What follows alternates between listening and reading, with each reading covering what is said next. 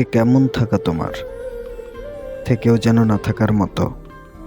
তুমি তো দিব্যি আছো, কথা বলতেছ, হাসতেছ, স্বাভাবিক আছো। তবু আমার ভেতরটা শুনশান পড়ে থাকে। তোমার উপস্থিতি আছে, কিন্তু কোনো ছোঁয়া নেই। তোমার নাম আছে, কিন্তু আমার আশ্রয় নেই।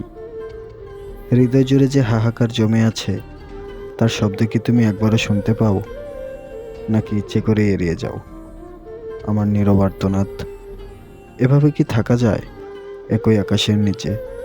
তবু দুজনের দূরত্ব আকাশের চেয়েও বড়। তুমি আছো, কিন্তু আমার জন্য না।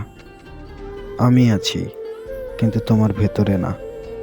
এই যে মাঝামাঝি অবস্থা, না পাওয়া, না হারানো, এটাই সবচেয়ে নিদারুণ যন্ত্রণা।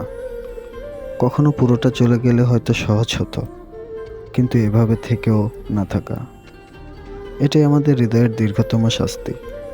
তবুও বলবো, ভালো থেকো, আমাকে ভুলে।